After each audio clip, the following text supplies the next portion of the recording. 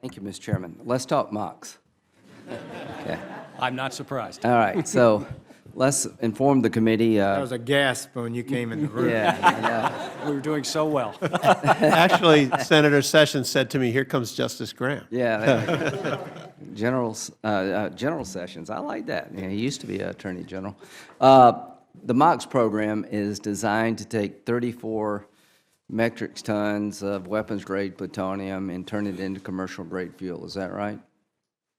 That's correct. And that 34 metric tons of weapons-grade plutonium could create thousands of warheads. Is that right? Yes. The Russians are going to take 34 metric tons of weapons-grade plutonium and do what with it? Under the Plutonium Management Disposition Agreement, which you're very familiar with, Senator, that we signed with the Russians around 2000, they will do the same. They're going to MOX it? They're going to Fast breeder reactor, right? fast breeder reactor. Okay, so We're- they're going to dispose of it, but just a different way. Yeah, we're going to use light water, pressurized water reactors to burn MOX So fuel. this is a good thing. Getting rid of 34 metric tons of plutonium is a good thing. Yes, a good thing for Russia to dispose of their excess weapons plutonium. It's a good thing for us to do that. Yes. Probably one of the biggest non-proliferation success stories in modern times. It is certainly ranks up there. Okay. In 2010, we signed an agreement with the Russians, right? We modified an agreement Modified in agreement. 2010. In 2010, they said they would use the fast breeder reactor system, and we said, okay. Yes, Senator, that is correct. And we told them, well, we're going to MOX it. We're going to take the plutonium pits, we're going to send everything to South Carolina, create a MOX facility, blend the weapons-grade plutonium down to commercial-grade fuel, and that was our pathway forward, right? Yes, sir. Okay. Now we come to find that the MOX program is, in some people's estimation, cost prohibitive. Is that right? That is correct. Who in 2010 picked this program, and why did they not know it was cost prohibitive in 2010? And has anybody been fired?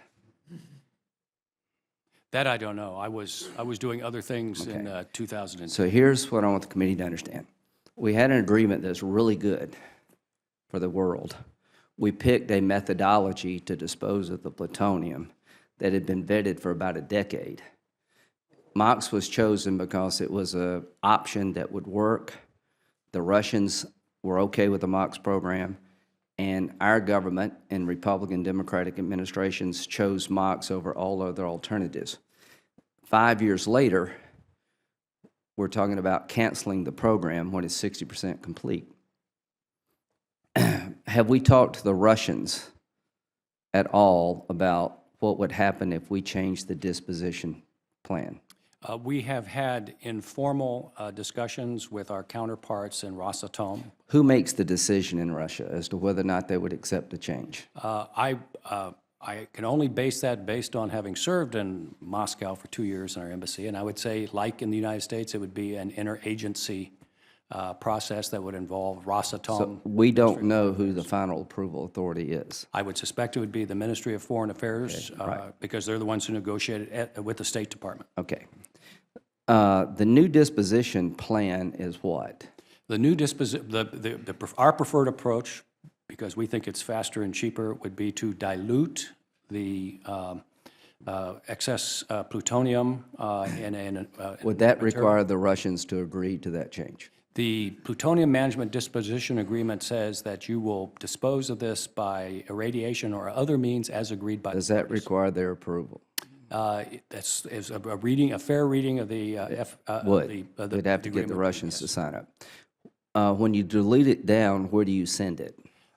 We would send it to either WIP or a repository like WIP. Where's We already that had the weapon the waste isolation pilot project What state's it in? in the great state of New Mexico. Have you talked to anybody in New Mexico about would they accept this material? Yes. What'd they say? You will find the local communities are quite willing to. Do the local communities decide?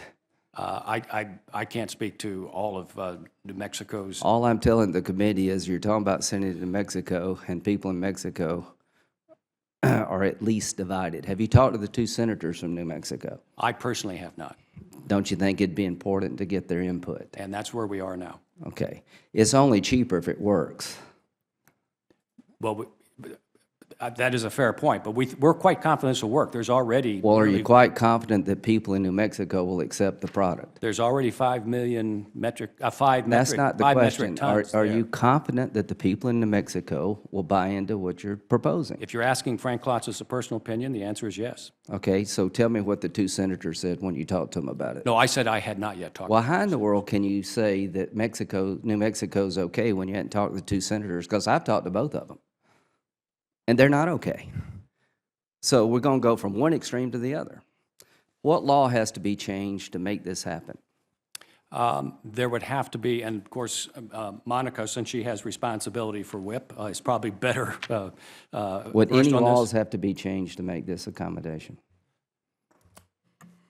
It will require permit modification and approval by the state of New Mexico. Okay, have you told me what it would be? Do we have the votes for it? What does it look like?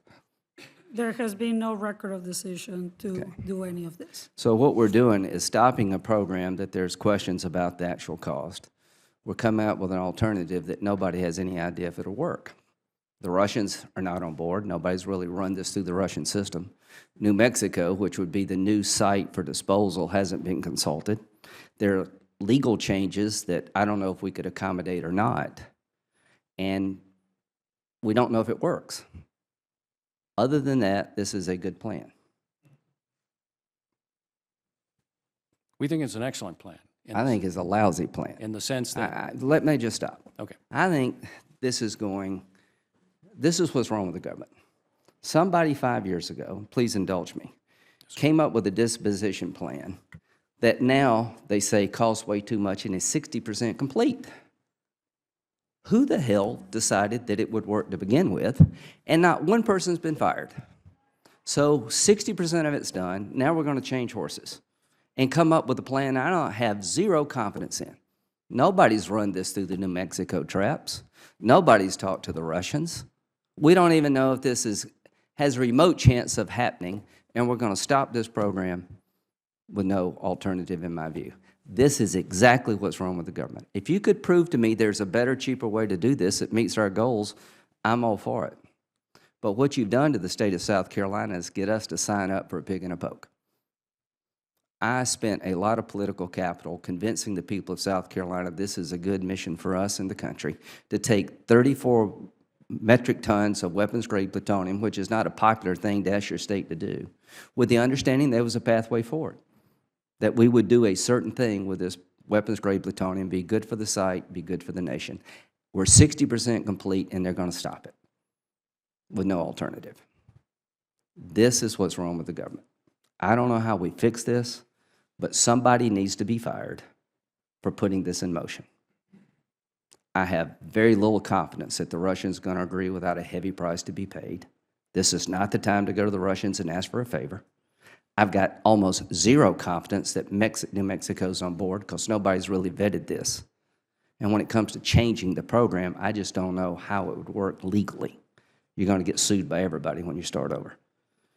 So we're in a mess. It's not the general's fault, like you all, but this is an example of the government just completely out of touch with reality. Anybody in the private sector would be fired. If you had a company and they made this proposal to the company board, and halfway through, 60% through, you said, well, it won't work, somebody would be fired. Somebody needs to be fired. Thank you, Mr. Chairman.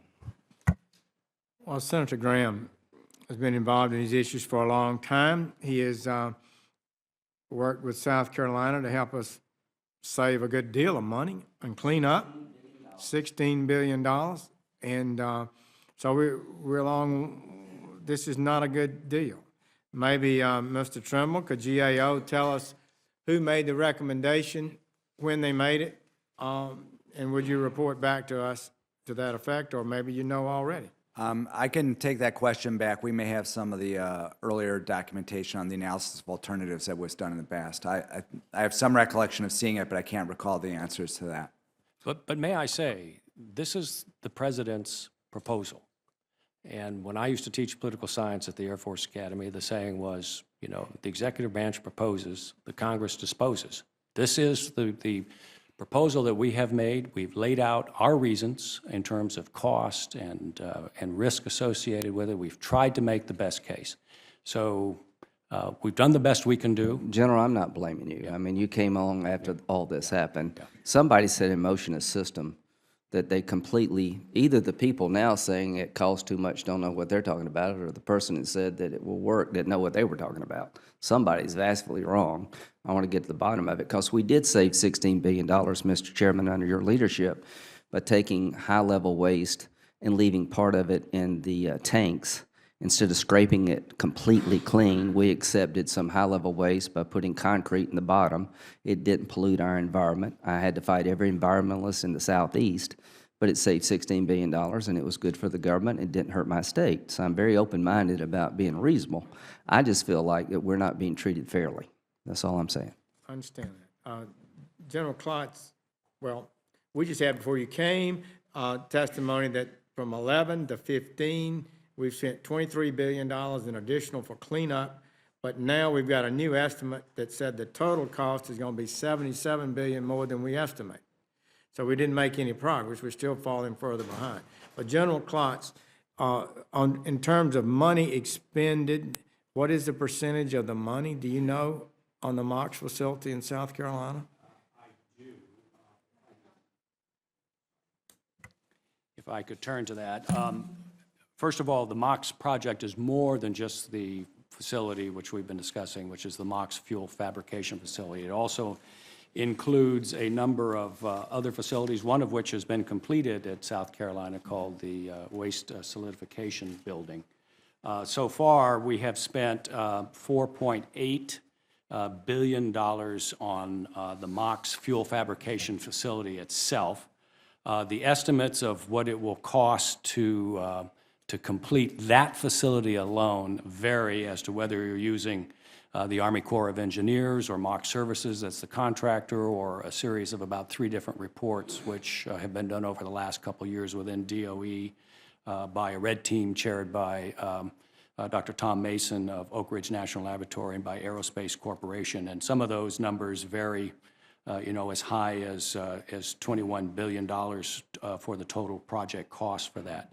Now, we estimate cost complete by virtue of our percentage complete strictly on cost. I know there's different ways of doing that. So when we say it's a certain percentage, it is that 4.8 divided by the total amount that is needed for the whole project. Mr. Chairman, I don't mean to belabor this, but I'd like to invite everybody to spend over. I can show you this, 70% complete according to the contract. I can show you the facility.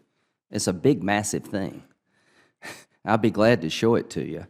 And if there's a better way of doing it, I want to know what that is, and will it actually work? So we talk about 23 billion spent, 77 billion to go, and then we talk about 70% complete. How do the numbers match up? Mr. Trimble? I would have to give you an intelligent answer. I'd do it for the record. There's been multiple, as has been said, there have been multiple estimates in recent years, and you have a challenge of doing apples to apples in comparing those numbers, because they're at different times and sometimes they're addressing different ranges.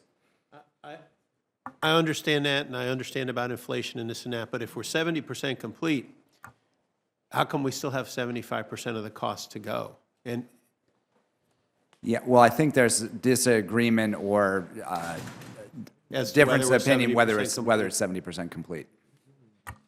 Well, this is a matter we're going to need to wrestle with. But what I was saying about the 77 billion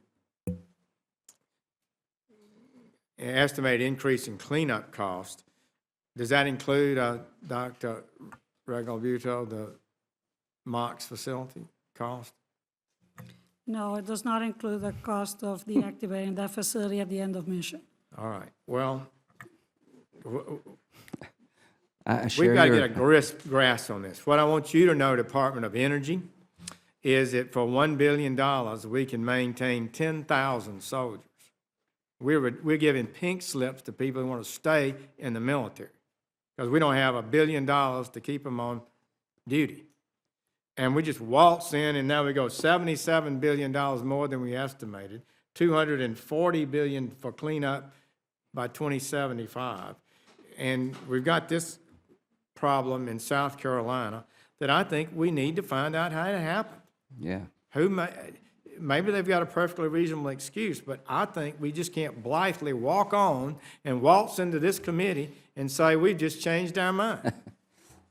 I mean, I just really feel like that. And General Klotz, I'll let you comment, and anyone else that wants to briefly. We'll wrap this up. But Senator Graham is correctly challenging and asking some legitimate information. I know our committee will want to look at it, and we may have to make a tough decision and say, Senator Graham, sorry. But And I get that, he's Mr. entitled to have a clear answer. Yeah, and all I'm saying is, if there's a better way of doing it, I want to know, will it work? Stopping the program without an alternative is not saving money, it's just putting in jeopardy all the things we've accomplished.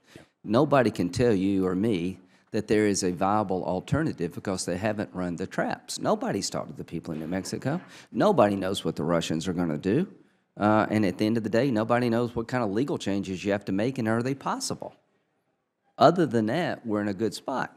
We're stopping a program, whether it is, go look at it, I'll show you the facility, and saying we're going to start all over again. How can that happen?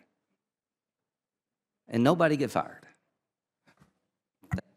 Well, we're concerned about the cost as well. And as we look out for the longer term, the reports we've done indicate that, you know, this whole thing, not just the construction of the facility, but to operate the whole MOX chain, could cost us anywhere from $800 to $1 billion a year for many, many years to come. Why didn't they know that in 2010? Again, I wasn't here, Senator, in 2010, and I share your frustration. Ms. Harrington, you were here in 2010. But it's a...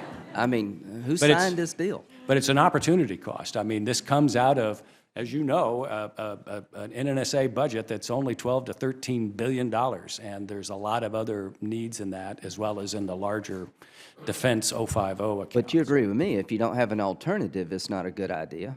Well, we think we do have an alternative. So there we I've written you disagree. a letter about the 3 questions. Will New Mexico take it? Mm-hmm. Do you need legal changes, and can you accomplish it? And do the Russians agree? And if they don't agree, if they do agree, what price do we have to pay to get the Russians on board? We're changing an agreement with the Russians. This is a fundamental change in agreement. I need to answer those 3 things before I can go back to South Carolina and tell the people that I represent that we've been fairly treated. Well, thank you all.